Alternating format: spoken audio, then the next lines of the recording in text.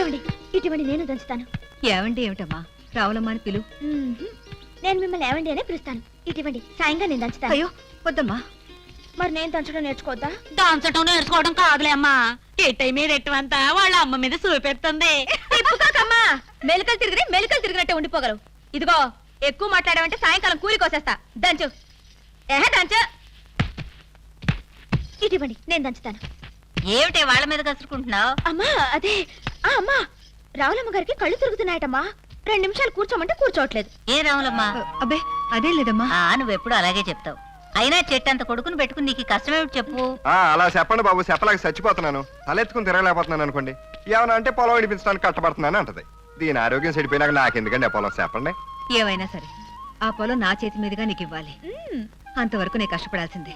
పట్టుకోరా. ఇదండి వరస, ఇలా చంపేస్తుందండి. ఏరా కిష్టయ్య, మా అన్నయ్య వాళ్ళ ఇంట్లో అంతా బాగున్నారా? బ్రహ్మాండంగా ఉన్నారండి.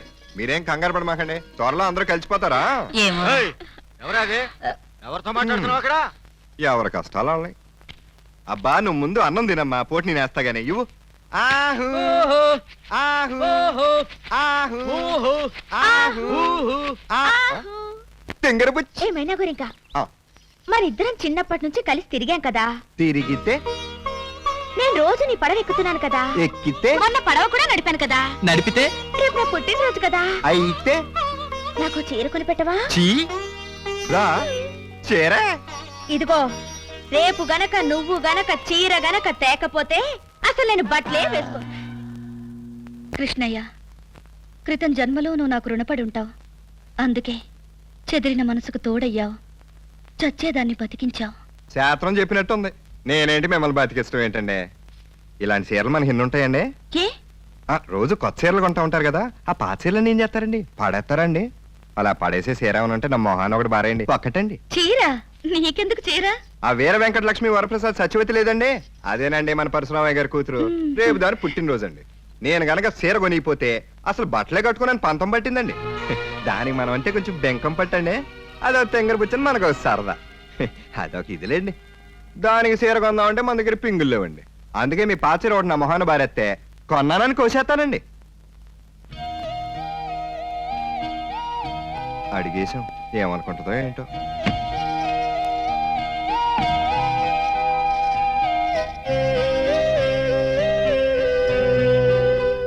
ముచ్చటగా కోరిన ఆడపిల్లకి ఇవ్వవలసింది కట్టి విడిచేసిన పాత చీర కాదు, చలవతో కూడిన కొత్త చీర. తీసుకెళ్ళు.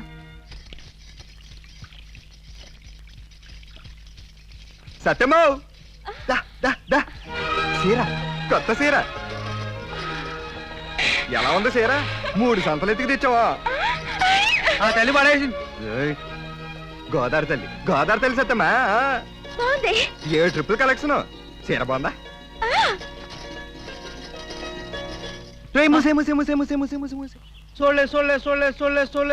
చూడలేదురా బాబో, చూడలేదురా. ఏదిరా ఏదిరా?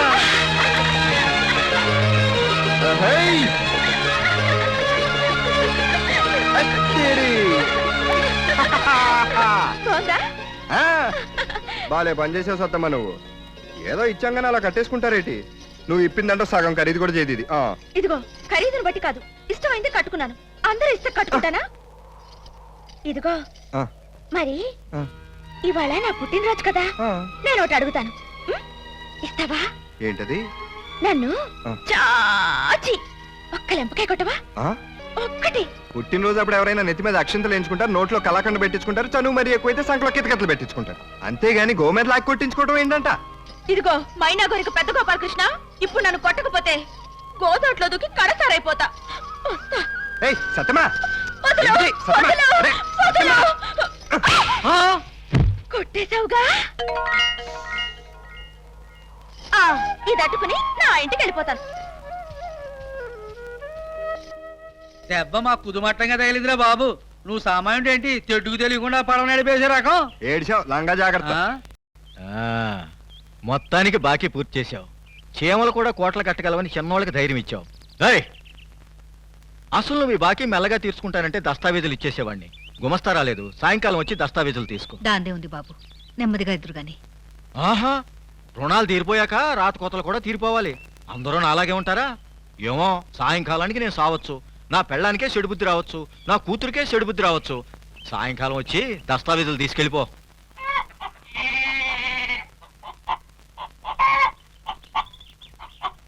వచ్చారా? మీకోసం ఎదురు చూస్తున్నాను. ఇంక మొదలెడతాను.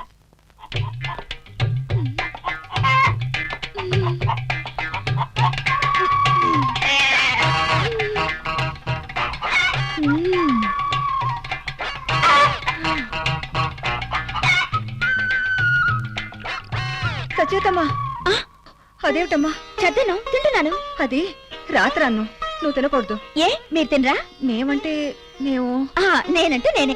వద్దమ్మా, వద్దు. ఆపితే నా మీద తొట్టే. నేను తినాలి, మీరు చూస్తూ ఉండాలి అంతే. మీరు కూర్చోండి.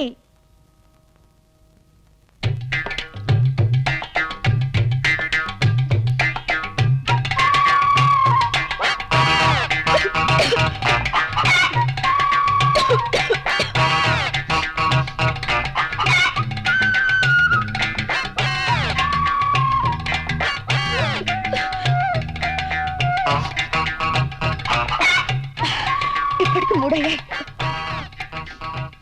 ఇది 4. దీంతో 5. అమ్మయ్యా, అయిపోయాయి. ఏమండి, నేను మీ ఇంట్లో మిరపకాయలు చద్దనం తిన్నానా లేదా? మంచులు కావాలమ్మా? అబ్బే అక్కర్లేదండి. బాగా తిన్నానా లేదా? బాధపడ్డానా? తినగలను కదా మీలాగా, కృష్ణలాగా. ఏమిటమ్మా ఇదంతా? ఏమండి, నేను మీ ఇంట్లో మిరపకాయలు చద్దన్నం తిన్నానని కృష్ణయ్యతో చెప్తారా? చూడమ్మా, మేం లేనోళ్ళం, దిక్కులేక ఏదో ఒకటి తింటాం. కారం కళ్ళల్లో నీళ్లు తిప్పుతున్నా ఆ నీళ్లతోనే ఆకలిని చంపుకోవాలి. నీకేం కర్మమ్మా? అది కదమ్మా అసలు కూడా వేరు. మన బాతుల సావిడిలో నేను కిట్టయ్య వనాలు తింటుంటే ఈ సచివాదం అక్కడికి వచ్చింది. వచ్చి కిట్టయ్య మిరపకాయ టక్కుని కొరికింది. కొరికేవు మంది. అప్పుడు మనకి కిట్టయ్య అన్నాడు, ఓ సీ మాత్రానికి ఎక్కేవమంటారేంటండి, మా ఇంట్లో పెళ్ళాలుగా వచ్చి ఆడోళ్ళు పుడతానే మిరపకాయలు కొరుకుతూ పుడతారు అన్నాడు. నేను కొరుకుతానంది, కొరగడానికి వచ్చింది, కొరికింది. నేను మిరపకాయలు తిన్నట్టు కృష్ణయ్యకి చెప్తే చాలు. హాయ్. ఏంట్రా? నువ్వు కూకో అమ్మా. కూకోమంటే ఇంత జరిగా కూడా అర్థం చేసుకోకపోతే ఎలా పెద్దమ్మా? మన కప్పల తీర్థంలో నా ముఖం మీదే చెప్పింది. ఇప్పుడు కట్టుకుందే చీర, అది మనకెట్ట ఇచ్చిందే. దానికోసమని ఎంత ఇలువైన బట్టలు ఇప్పేసిందో చూడు. రే, ఇదేమైనా చిన్నపిల్లలు ఆటలు అనుకున్నావా? ఏట్రా మాట్లాడేది? వాళ్ళెంతోళ్ళు, మనం ఎంతోళ్ళం? మోటార్ బోట్ అయినా చేతి పడవైనా వెళ్ళాల్సింది ఇంట్లోనే. గొడ్ల గొప్పలాగా ఆకాశం మీద కానీ ఎగరవో. ఏం చిన్నక నాన్న దగ్గర గారాలు చేసినా?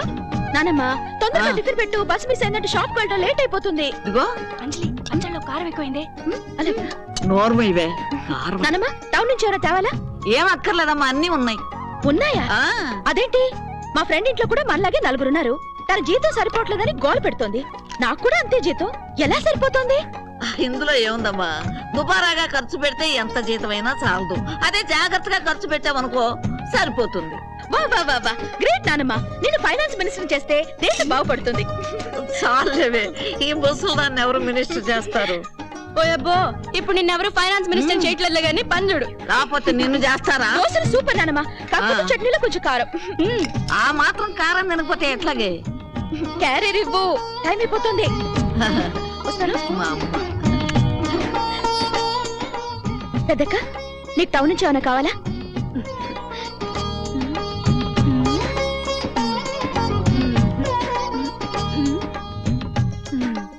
ఎప్పుడు ఏమీ అడగవు కదా. వస్తానక్క. నానమ్మ, వెళ్ళొస్తాను. అలాగే అమ్మ. చాలా బాగుందమ్మా. నీ చేతులకి ఇంత కళిచ్చిన దేవుడు నీ గొంతుకి మాట లేకుండా చేశాడు.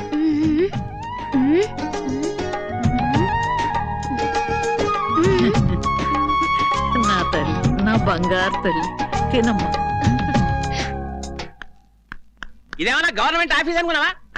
టైం ఎంత అయింది అంటే నీ ఇష్టం వచ్చినప్పుడు నువ్వు వస్తావు అనమాట. Good morning sir. మాట్లాడక మరి. నిన్న షాప్ నుంచి నువ్వు వెళ్ళిన తర్వాత మీ అన్నయ్య వచ్చాడు. అన్నయ్య? మాట్లాడక మరి. పోయినసారి ఇక్కడికి వచ్చి గొడవ చేశాడు. వాడి పేరేమిటి? రఘు. ఆ రగ్గర తాగొచ్చి నీ జీతం నుంచి 500 అని చెప్పి అలర్ చేశాడు. వాడి న్యూసెస్ తట్టుకోలేక 500 ఇచ్చి పంపించేశాను. సార్ ఇంకోసారి. మాట్లాడక మరి. వెళ్ళి పని చూసుకో. నీకు వేరే చెప్పాలా వెళ్ళే మీరేటే పని చూసుకోండి ఆ.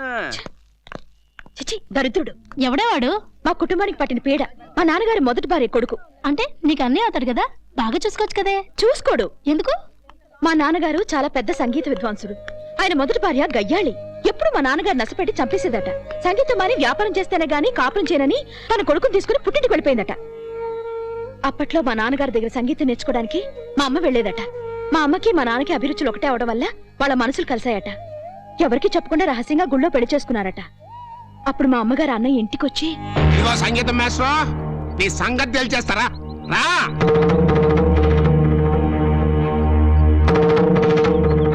ఏంటయ్యా ఏంటయ్యా నువ్వు చేసిన పని? సంగీతం నేర్పవా నా చెల్లిని నీ కొంపకు పంపితే దాన్ని వల్ల వేసుకుని నీ పిల్లని తరివేసి నేను లేకుండా చూసి నా చెల్లిని తీసుకొచ్చి ఇంట్లో పెట్టుకుంటావా? అన్నయ్య ఆయన్నేమి అనుకో, నేను ఆయన గుళ్ళో పెళ్లి చేసుకున్నాం. గుళ్ళోనే కాదు శ్మశానంలో పెళ్లి చేసుకున్నా మొదటి పెళ్ళం బతికుండగా ఇంకో పెళ్లి చేసుకుంటే దాన్ని పెళ్ళం అనరు, కీపు అంటారు. ఎవరేమనుకున్నా నాకు అనవసరం. నేను ఆయన కలిసి ఉంటాం. ఆ కలిసే ఉంటారో కట్టగట్టుకు చేస్తారో ఎవరికి కావాలి? ఇక్కడి నుంచి నీకు నాకు సంబంధం లేదు. నువ్వు చేసిన ఈ రంకు పనికి ఊళ్ళో తలెత్తుకు తిరగలేకపోతున్నానే. చూడు, ఒకవేళ ఈడు నిన్ను వాడుకుని వదిలేసినా నువ్వు మాత్రం నా కొంపకి రావద్దు. తోడబుట్టిందనే ఇంగితం కూడా లేకుండా తప్పుడు కూతలు కూసా నువ్వు ఒక అన్నవట్రా. థూ, నీ బతుకుచ్చాడా. నా బిడ్డ మనసరిగి తనకి మనశ్శాంతిని తీసుకొచ్చిన ఈ అమ్మాయిని నా కోడలుగా నేను ఒప్పుకుంటున్నాను. ఏళ్ళు రాగానే సరిపోద్దా? కొడుకు అవతరం లేపుకొస్తే దాన్ని సపోర్ట్ చేస్తున్నా నువ్వు కూడా ఒక తల్లివేనా? రేయ్, వాడన్ని తప్పుడు కూతలు కూస్తుంటే నువ్వు మాట్లాడలేరా? భగవంతుడు నాకు స్వరం ఇచ్చింది స్వరాలాపనకే గాని వాళ్ళలాగా అడ్డమైన ప్రేలాపనలు చేయడానికి కాదమ్మా. విన్నావా? ఇకనైనా నోటుకొచ్చినట్టు మాట్లాడక నీ బతుకేదో నువ్వు బతుకు. పో. ఎలానే నన్ను ఇంత అవమానం చేసిన మిమ్మల్ని నేను బతికుండగా సుఖంగా బతకనిస్తానా? చస్తే బతకని. ఆ తర్వాత కొన్నాళ్ళకి మా నాన్నగారి మొదటి భార్య చనిపోయింది. ఆవిడ కొడుకు మాత్రం ఇప్పటికీ మమ్మల్ని చంపుతూనే ఉన్నాడు. అదర్వైజ్ మేము చాలా హ్యాపీగా ఉన్నాం. రామావరా నీ చొక్కా రెడీ ట్రైల్ వేస్తావా? నాకు తెలిసిలేవయా నీ సిన్సియారిటీ. అందుకే కదా నిన్ను మెచ్చి నా కూతురు నుంచి పెళ్లి చేశాను. ఆ చొక్కా ఎక్కడా? ఇదిగో నీ చొక్కా. ఆహా. ఇది నా చొక్కా అంటావుటయా? నీ చొక్కానే మామా. నీకు ఎన్ని మీటర్లు కొట్టించాను? 3 మీటర్లు. ఏం కొట్టమన్నాను? చొక్కా కుట్టమన్నావు. ఎవరు కొట్టమన్నాను? నీ కుట్టమన్నావు. మరే చొక్కా? ఇదిగో చొక్కా. ఇది నా చొక్కా అంటావుటయా? ఎంత పడు మంచి. అవును. నీకు ఎన్ని మీటర్లు కొట్టించాను? 3 మీటర్లు. ఏం కొట్టమన్నాను? చొక్కా కుట్టమన్నావు. ఎవరు కొట్టమన్నాను? నీ కుట్టమన్నావు. మరే చొక్కా? ఇదిగో చొక్కా. మళ్ళీ నాదంటావేంట్రా? ఇంత పెద్ద మనిషికి ఓ సంటి పిల్లల సైజ్ చొక్కా కుట్టించి నాదంటావేంటి? అక్కడ ఆగు. ఆ? ఇదే ఫోటో. నాదే. నువ్వెంతున్నావు? నేను వెళ్తున్నాను. ఇదెంతుంది? పెద్దడింది. అంత పెద్ద బాడీకి ఇది ఫోటో అయినప్పుడు అదే బాడీకి ఇదిగో చొక్కా. మళ్ళీ ఇదే చొక్కా అంటావురా? ఫోటోకి చొక్కాకి సంబంధం ఏంటి? మరేం చేయను? నువ్వెవరో మనిషి కుట్టి నుంచి పంపించావు. నా దగ్గర కొలతలు లేవు. నీ ఫోటో ఉంది. నేను కొలతలు తీసుకుని చొక్కా కుట్టా. ఇదిగో ఫోటో, ఇదిగో చొక్కా. తీసుకుని వెళ్ళిపో. పట్టుకో. కరెక్టేనా? కుట్టి పారిపోతాడేమిటి? నేనంతా కరెక్ట్ గానే చేశానే.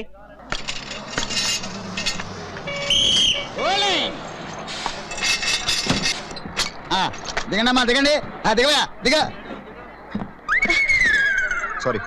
చూసుకోవాలండి. సారీ అంటే సరిపోతుందా? అమ్మా తిడతారే. త్వరగా దిగమా దిగ. నాకు రూపాయి చిల్లర అలాంటి 3:30 రావాలి.